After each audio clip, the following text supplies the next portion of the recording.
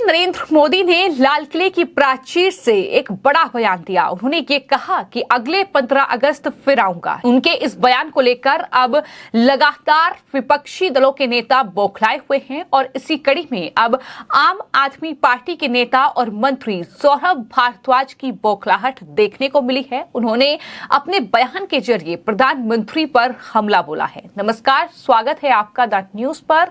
मैं हूं आपके साथ शिप्रा सैनी। आम आदमी पार्टी के नेता सौरभ भारद्वाज ने प्रधानमंत्री नरेंद्र मोदी के संबोधन पर निशाना साधते हुए ये कहा कि प्रधानमंत्री की जो आज की स्पीच थी वो उनकी फेयरवेल स्पीच थी। देखिए, प्रधानमंत्री जी का भाषण एक फेयरवेल स्पीच की तरह था। मुझे लगता है कि प्रधानमंत्री जी की लाल किले पे ये आखिरी स्पीच है। इसके बाद प्रधानमंत्री जी लाल किले जरूर आएंगे, मगर सामने वाली कुर्सियों पे दूसरे प्रधानमंत्रियों को सुनेंगे। प्रधानमंत्री ने डेवलपमेंट का जिक्र किया, अपनी बातें रखी, लेकिन लास्ट में उन्होंने कहा कि 3 चीजों से हमें लड़ाई लड़नी है: परिवारवाद, करप्शन और तुष्टीकरण। देखिए, ये सारी की सारी बातें भारतीय जनता पार्टी के खोखलेपन को बयान करती हैं। भारतीय जनता पार्टी के हर राज्य के प्रमुख नेताओं के बच्चे आज राजनीति के अंदर हैं। चाहे उत्तर प्रदेश ले लें, दिल्ली के अंदर प्रवेश वर्मा ले लें, महाराष्ट्र के अंदर पंकजा मुंडे ले लें, राजस्थान के अंदर ज्योतिरादित्य सिंधिया, विजय राजे सिंधिया और उनकी पुरानी मुख्यमंत्री एक परिवार से आती हैं। इस तरीके का परिवारवाद भारतीय जनता पार्टी के अंदर खूब फल फूल रहा है। यानी एक तरफ प्रधानमंत्री ने ये वादा जनता से किया है कि वो अगले 15 अगस्त फिर आएंगे, लाल किले पर भाषण देने के लिए देश को संबोधित करेंगे, लेकिन आम आदमी पार्टी को पीएम मोदी की ये स्पीच जो है वो फेयरवेल स्पीच दिखाई दे रही है, क्योंकि जाहिर तौर पर अगले साल चुनाव होने हैं, लोकसभा चुनाव हैं और जाहिर तौर पर इसको लेकर विपक्षी जो दलों के नेता हैं, जो गठबंधन बना है INDIA, वहां तैयारी प्रधानमंत्री को हराने की हो रही है। लेकिन कहीं ना कहीं प्रधानमंत्री ने आज लाल किले पर जो संबोधन दिया है उसमें विपक्ष को भी एक तरीके से चुनौती दे दी है कि हराकर दिखाओ, क्योंकि उन्होंने ये कहा है कि वो अगले 15 अगस्त फिर आएंगे। ये बड़ी बात प्रधानमंत्री की ओर से कही गई, लेकिन इस पर जहां एक तरफ अरविंद केजरीवाल तिलमिलाए हुए हैं, तो वहीं अब सौरभ भारद्वाज जो कि आम आदमी पार्टी के नेता हैं और मंत्री हैं, उनका बयान सामने आया है और सौरभ भारद्वाज ने ये कहा कि ये प्रधानमंत्री का विदाई भाषण था। उन्होंने ये कहा कि मुझे लगता है कि जिस तरह से प्रधानमंत्री ने स्पीच दी वो उनकी फेयरवेल स्पीच थी, दी भी इस तरह से गई है कि वो अपने 10 साल के काम गिनाने योग्य कोई बात नहीं है। देश में गरीबी बढ़ी है, बेरोजगारी बढ़ी है, देश में जहां शांति हुई है वहां अब तनाव है। ये बड़ी बात उनकी तरफ से कही गई। सौरभ भारद्वाज की तरफ से जो उन्होंने ANI से बातचीत की है उसमें प्रधानमंत्री के इस पूरे भाषण पर उन्होंने ये टिप्पणी की है, जिसे फेयरवेल स्पीच तो जो है सौरभ भारद्वाज ने करार दिया है। जाहिर तौर पर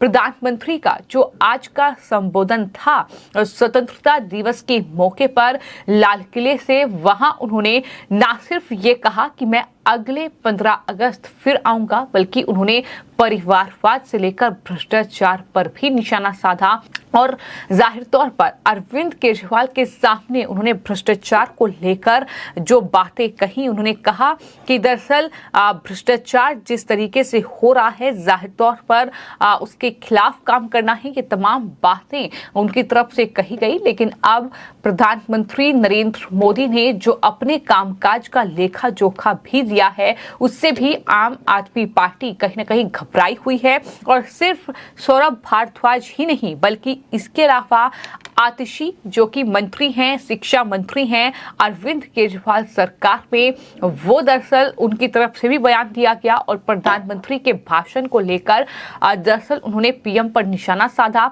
आतिशी ने बातचीत करते हुए मीडिया से ये कहा कि देखिए, हमने प्रधानमंत्री का भाषण तो सुना है, लेकिन उनके 10 साल का कामकाज भी देखा है और उनके 10 साल के कामकाज का लेखा जोखा मणिपुर में दिख रहा है, जहां एक समुदाय के लोग दूसरे समुदाय को मारने पर तुले हैं, महिलाओं का रेप करने में लगे हैं। ये बयान उनके तरफ से दिया गया है।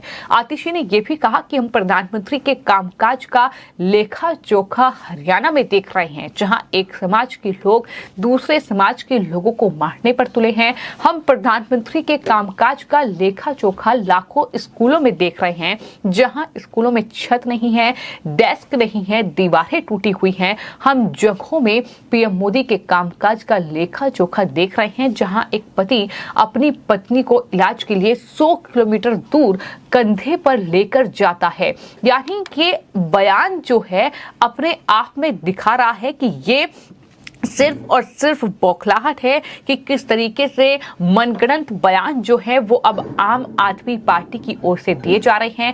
आतिशी ने यह भी कहा कि प्रधानमंत्री के 10 साल का रिपोर्ट कार्ड देखने के लिए उनका भाषण सुनने की जरूरत नहीं है। उनके काम से पता चल जाता है कि 10 साल में प्रधानमंत्री कुछ भी नहीं कर पाए।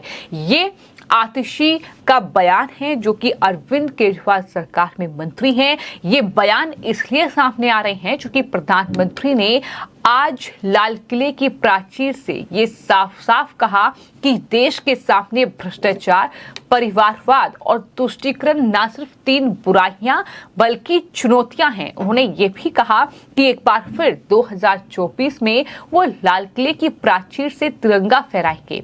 और इतना ही नहीं, उन्होंने मणिपुर हिंसा के मुद्दे पर अविश्वास प्रस्ताव का जवाब देते हुए भी इससे पहले ये कहा था कि जिस तरह से उन्होंने विपक्ष को 2023 की तैयारी के लिए कहा था, एक बार फिर से वो कहना चाहते हैं कि 2028 में भी विपक्ष को अविश्वास प्रस्ताव की तैयारी कर लेनी चाहिए।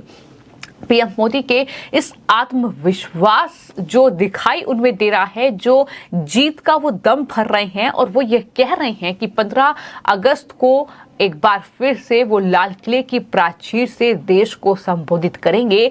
ये आत्मविश्वास जो प्रधानमंत्री का है, यही आत्मविश्वास जो है वो विपक्षी दलों के नेताओं की परेशानी बढ़ा रहा है।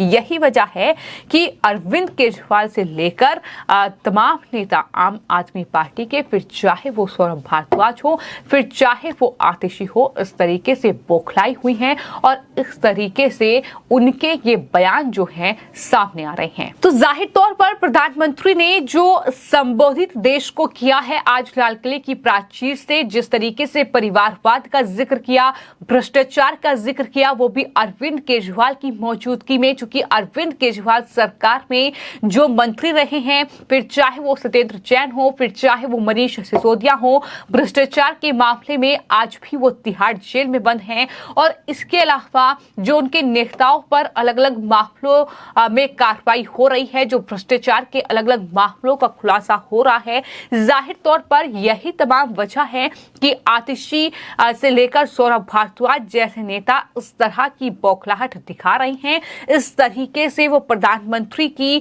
फेयरवेल स्पीच इसको बोल रहे हैं, लेकिन ये तो 2024 लोकसभा चुनाव के बाद ही तय हो पाएगा, जब नतीजे सामने आएंगे कि फेयरवेल स्पीच थी या फिर कहीं ना कहीं भविष्य की जो बात उन्होंने कही है कि 2015 में वो एक बार फिर से लाल किले की प्राचीर से देश को संबोधित करेंगे। जो उन्होंने कहा है कि दरअसल प्रधानमंत्री जो है वो देश को संबोधित नहीं करेंगे, बल्कि आगे कुर्सियों पर बैठे नजर आएंगे। ये बात भी उनकी तरफ से कही गई है। ने ये कहा है कि दरअसल मुझे लगता है कि लाल किले पर ये प्रधानमंत्री का आखिरी भाषण है और इसके बाद प्रधानमंत्री लाल किले पर जरूर जाएंगे, लेकिन उन्होंने ये भी कहा कि वो कुर्सियों पर आगे बैठेंगे और किसी दूसरे प्रधानमंत्री की बात सुनेंगे। ये सारे बातें भ्रष्टाचार और वंशवाद के खिलाफ कार्रवाई की बातें बीजेपी के खोखलेपन को जताती हैं, ये उनकी तरफ से कहा गया है। तो कुल मिलाकर उनके जो बयान हैं, उनके जो